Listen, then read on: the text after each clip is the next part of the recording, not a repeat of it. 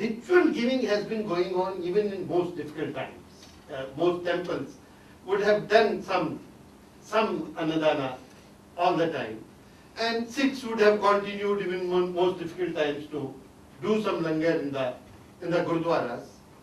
And I think in every area some anadana would have gone on, even the most difficult times.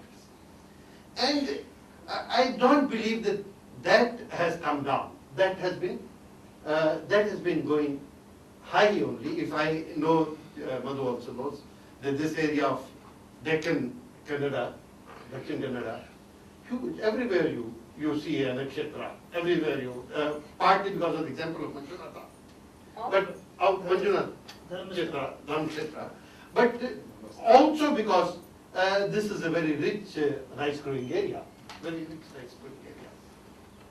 And in Punjab, every Gurdwara, in fact, even today people will not take wheat to their outside from the field till they have not taken some to the Gurdwara. So everywhere this goes on. But even in other areas, this say this Amarnath Yatra, the amount of feeding that is organized, and this requires a major organized effort for almost 3 months. Enormous effort goes in, and this is by people by their own effort. For Hemkund, if you go sometime, Hemkund, throughout on the roads, Sikhs will be standing with placards, please stop and take food.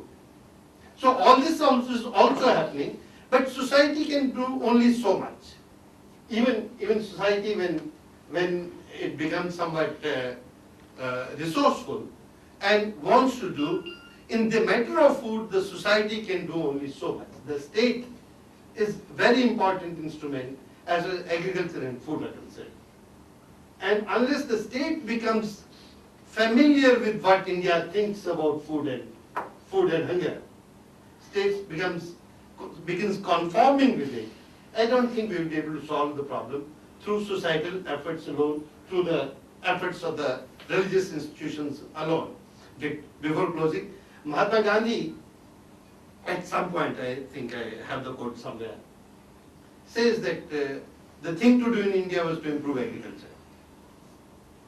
But I have chosen charkha, I have chosen khadi, because in an enslaved nation where the state is alien, agriculture cannot be done. Only agriculture is an attribute of free people, of people who have their own state. And that is why I have not chosen agriculture. But if it were a free state, I would have chosen agriculture as a symbol of economic revival of India, food as the symbol of economic revival, rather than khadi. So that is important, that while we can, religious institutions doing this and that, finally, state is a very important institution as far as the issues of food and hunger are concerned. Without the state taking the responsibility, this will not happen, and the kind of hunger that one sees widespread, not only of men but also of animals. And seeing is sinning. That sin we'll have to keep living with. Thank you very much. Actually, thank you very much, madam. Last year, I and my wife were in Amritsar to participate in a seminar, and we thought of visiting a place which is called Vyas, Radhaswami Satsang Vyas. And it was amazing, seeing 10,000 people eating simultaneously.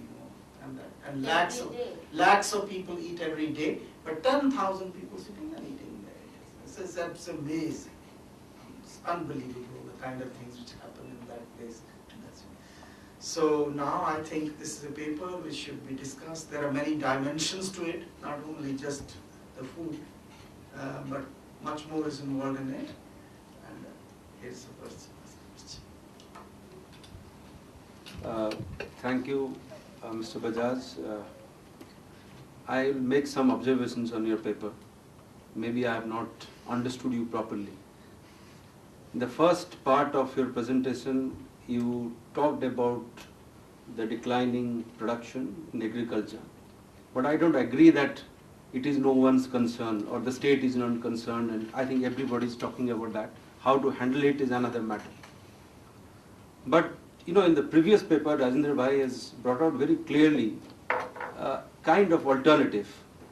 But you are making the state responsible, saying that state has much more responsibility, which is of course important. At the same time, I didn't see really any kind of clear perspective coming out. Perhaps there is a little confusion because it seems to me that you are providing an alternative. You find in Gita, Upanishad, Gandhi, Manu, and also perhaps in a monarchical system. When we are talking of langar or the food, right, or plenty of food, obviously we think that we must produce food. So production, means of production, relations of production, I am not using Marxist jargon, but these are very important things which I think we must understand